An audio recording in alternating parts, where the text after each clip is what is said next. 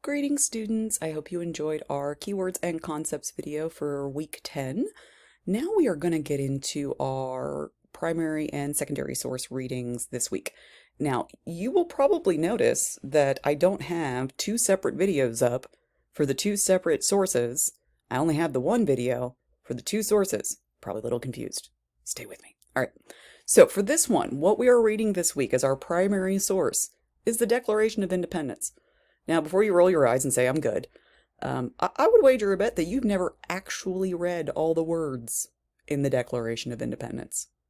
It's not that long, guys. It's really not. It's only a couple pages. So our primary source document this week is the Declaration of Independence. Now, in order to help you understand the Declaration of Independence, I do have a secondary source on here from the National Park Service. It's like, what were they thinking with the Declaration of Independence?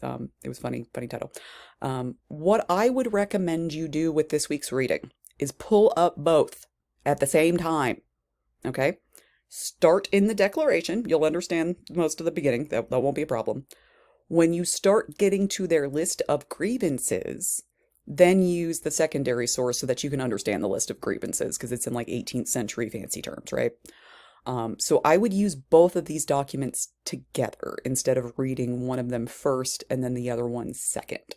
So that's my recommendation this week. That's why there's only one video for you to do your declaration reading.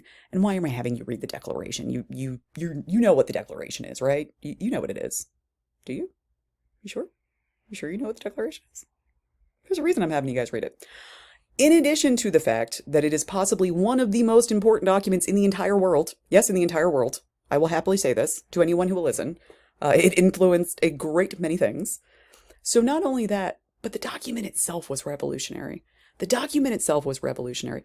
For the first time ever in the history of the world, ever, people said that everybody was equal and that they had rights to things and that these rights were not contingent on a king, on an emperor, on somebody reigning over you and telling you you had rights, that these rights were inherent in you, in your being.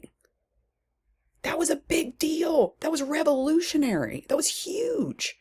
Now, obviously, they didn't apply it properly. We know that, right? But the idea itself was absolutely remarkable. Absolutely new to the world. There's not a lot of that. There's not a lot of that in history, guys. I got to tell you, there's really not. There are not new ideas in history. This one was. This was a big deal. So that's why we're reading the Declaration this week, okay?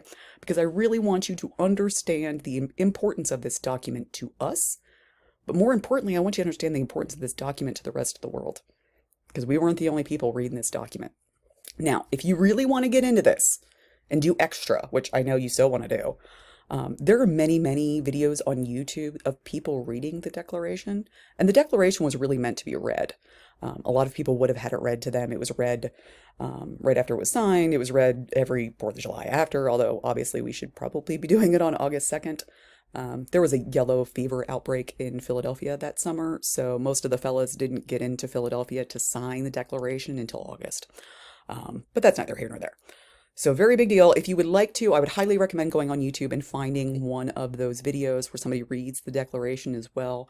That can be quite a moving experience, actually, to experience. So enjoy the Declaration. Come back afterward and we'll watch our fun documentaries for this week, okay?